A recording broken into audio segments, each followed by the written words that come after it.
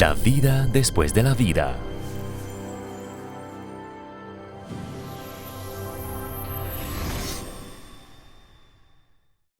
Con expresión sombría, Kayur se acercó a Jan, que estaba descansando con sus amigas a la orilla de un lago milagroso, sobre la superficie del cual flotaban unas hermosas flores de loto. Tengo una mala noticia para ti. Te espera el juicio final. Durante un instante, Jan se asustó al imaginarse unos calderos llenos de alquitrán y cazuelas hirviendo que los demonios le obligarían a lamer. Pero un momento después comprendió que Kayur estaba bromeando, aunque era verdad que tenía un juicio por delante. Sí, tarde o temprano, todos pasan por ese gran misterio. Solo los peores pecadores son juzgados inmediatamente, y para ellos es similar al infierno. Y casi inmediatamente después del juicio, se reencarnan, o lo que es lo mismo, viven en las capas inferiores del plano sutil, cerca de la tierra. Pero esta sentencia no es un castigo, sino una manera de revivir el alma, ya que Dios no quiere castigar a nadie.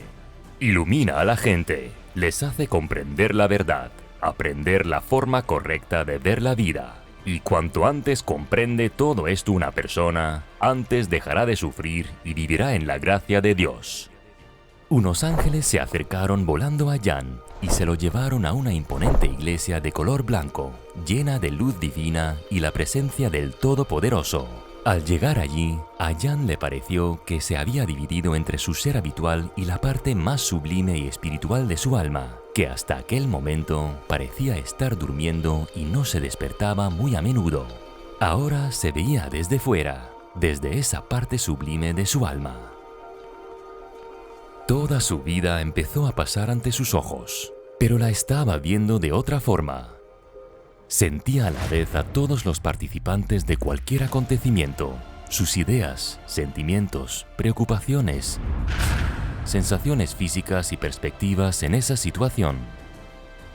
Vio cómo se desvivían por él sus padres, cómo desde la ignorancia de su preocupación intentaron hacer lo que les habían obligado a considerar lo mejor para su hijo.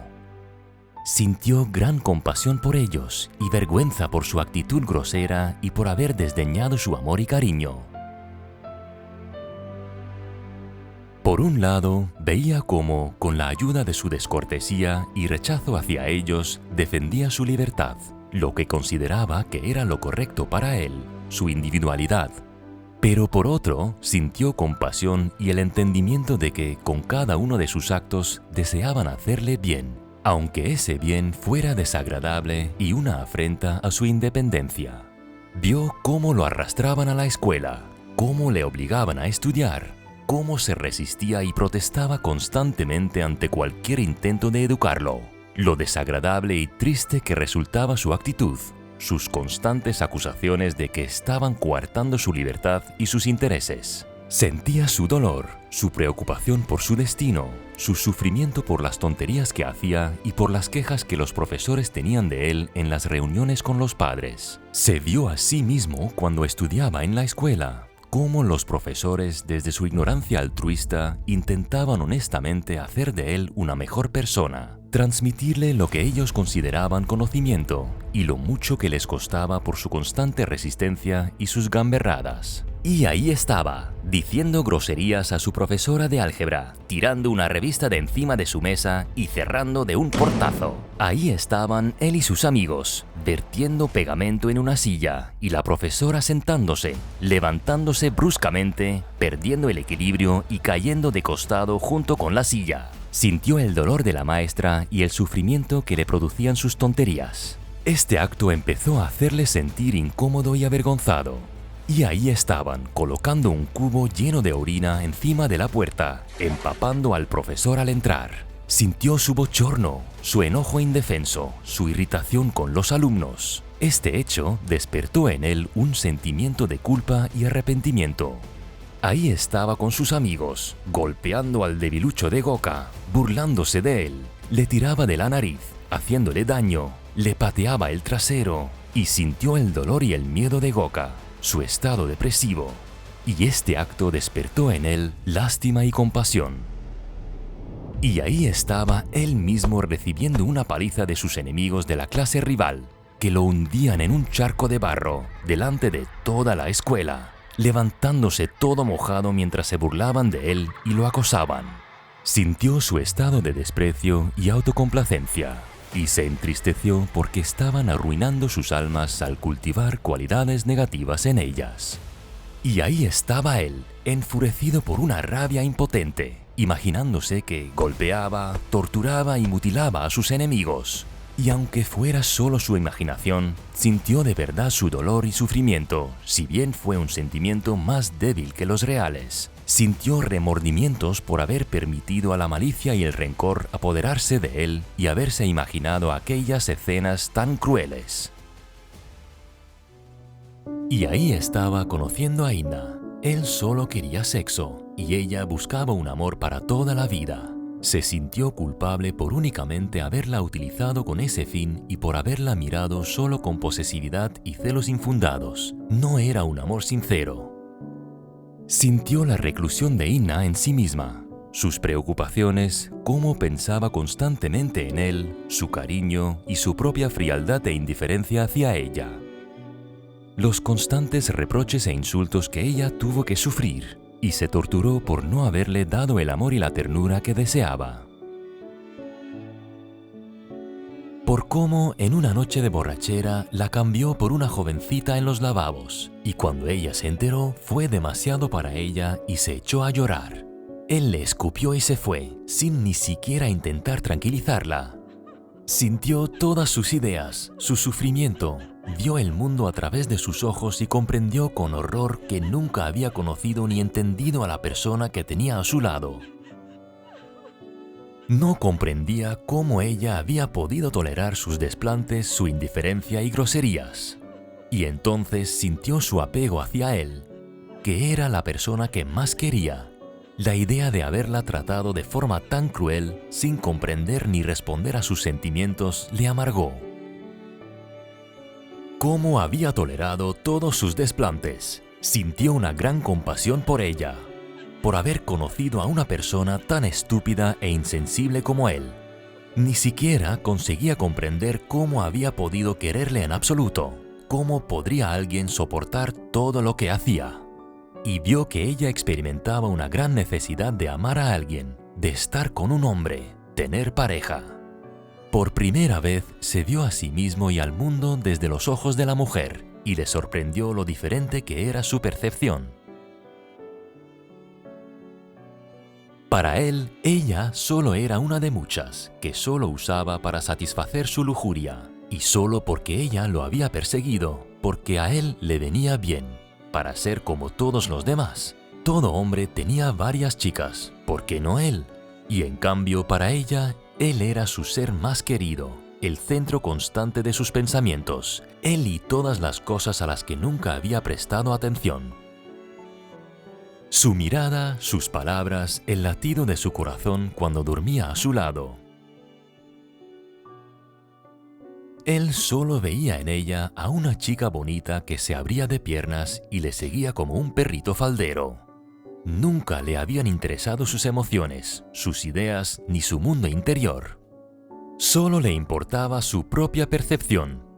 Y al final su suicidio le había ocasionado tanto dolor que le pareció que su vida también había llegado a su fin. Él ni siquiera había imaginado que su relación y su muerte le afectara tanto. Se entristeció enormemente por su crueldad, su insensibilidad, su indiferencia hacia la persona que tanto le amaba y que estaba tan unida a él. Sintió que no era digno en absoluto de esa relación y que lo único que merecía era reprobación y desprecio por parte de ella y de todo el mundo. Se ahogaba con lágrimas de arrepentimiento por su actitud cruel, insensible y grosera hacia todo el mundo, por su egoísmo, por pensar solo en sí mismo, por ignorar los sentimientos y deseos de los demás.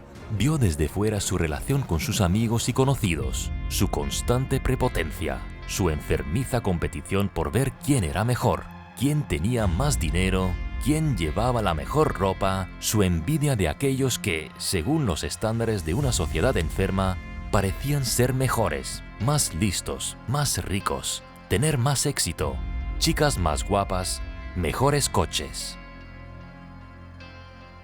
Vio la naturaleza ficticia de aquellas comparaciones, lo estúpidas que eran, cómo se las habían impuesto las películas, sus conversaciones, su deseo constante de superioridad, su aspiración estúpida a poseer todos los atributos del éxito impuestos por la publicidad, la televisión, la comunicación con personas igual de preocupadas por el prestigio y lo que se consideraba guay, su intención constante de parecerse a sus personajes favoritos de películas o la gente más molona de su grupo de conocidos.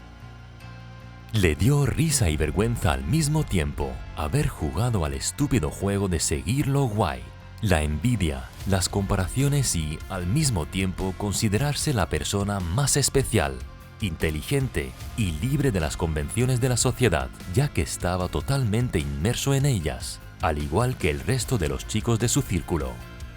Haber sido un idiota, un loro que no hacía más que repetir las palabras de otros, un simio que imitaba todo lo que veía. Sintió que ya no podía ser tan idiota. Estaba disgustado consigo mismo, se daba asco, pero al mismo tiempo no sabía cómo cambiar, cómo ser mejor persona. Su existencia le producía horror y vergüenza y no quería vivir de esa manera, pero no sabía cómo cambiarlo todo de una vez. Después de su juicio final, Jan se dirigió a Los Ángeles. He visto que el pecado no es un acto humano, sino un proceso negativo y destructivo que se produce en nuestra psique, en nuestra alma. Y este proceso ya nos conduce a las malas acciones, pero lo más frecuente es que se manifieste en forma de pensamientos negativos y emociones dolorosas, comparables con una enfermedad en el cuerpo físico. Y casi todas las enfermedades crónicas del cuerpo son resultado de procesos destructivos dentro del alma. He visto en mí la avaricia, los celos, el rencor, la cobardía, el desprecio a los demás y también sentimientos que al principio parecían agradables, como el orgullo, el egoísmo y la autocomplacencia, pero que se convertían en sufrimiento en el alma. Cuando alguien se creía mejor o creía que le faltaba algo y no conseguía lo que quería, vi que a causa de esos procesos negativos no podía ser feliz y estar en la gracia del amor que Dios me dio en el principio. ¿Qué podría haber hecho para detener esto? Detener estas manifestaciones mórbidas de la psique y encontrar la alegría, la inspiración y el estado sublime que son características de un alma sana. Antes de nada, tienes que ver todo el espectro de los estados negativos dentro de ti y comprender que son malos, ya que existen siempre que una persona crea que tenerlos es normal, que no puede vivir sin ellos. Cuando se aferra a estos estados, los justifica de todas las maneras posibles, o incluso los considera útiles o justos en relación con los fenómenos negativos de la vida, desde su punto de vista. Cuando toma conciencia de esto y decide deshacerse de estas impurezas, debe ver las mentiras que las sustentan en él. Puede que considere que tiene derecho a ser malo si los demás no hacen lo que quiere, lo que le deben, no cumplen con las diversas obligaciones que tienen hacia él, o si él mismo exalta su persona. Se enorgullece de sí mismo y busca satisfacer su centro de placer a costa de esto. Y luego le enfada que nadie reconozca su valor. O empieza a imaginarse o recordar diversas situaciones negativas. Y empieza a temer su llegada, desanimarse o molestarse por todo. Empieza a sospechar o enfadarse con aquellos que podrían arrebatarle su lugar o estatus, sin darse cuenta de que Dios se los ha dado temporalmente y de la misma forma podría quitárselos. Cuando veas todas esas mentiras y empiezas a sacarlas a la luz y sustituirlas con los pensamientos positivos correctos, Te liberarás de tus pecados y podrás llegar a ese estado de infinita buenaventuranza que Dios te otorga en el principio. Tras el juicio final, Jan tuvo de repente la revelación concedida por Dios. Dios es infinito en todo, y además del paraíso, creó mundos tan pesados como nuestra tierra, ya que no podría haber creado uno sin el otro. No podría haber creado el cielo sin el infierno, ya que son dos caras de la misma moneda. Pero Él usa el cielo y el infierno, el bien y el mal, la ignorancia y la omnisciencia para que las almas de los seres obtengan una experiencia temporal de todas esas vivencias y pueden comprender al completo a Dios y su infinita creación y acercarse a Él. No es un castigo ni una recompensa, sino un conocimiento ilimitado, ya que Dios no lo da a través de libros, sino de la experiencia de la vida. Pero al experimentar el mal, la ignorancia y el sufrimiento, volvemos a Él, ya que no tiene sentido repetir lo mismo infinitamente. Es como un paseo por el monte, donde presenciamos una belleza asombrosa. Al mismo tiempo, este viaje conlleva sus dificultades, pero son temporales y al superarlas, ya no volvemos a sus lecciones y experiencias enfermizas.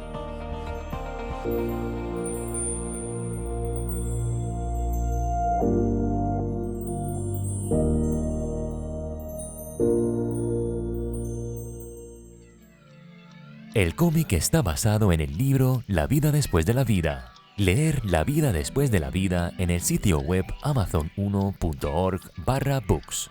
Reciba más prácticas interesantes, conocimientos espirituales y regalos en los sitios web de nuestros colaboradores. Encontrará los detalles en la descripción.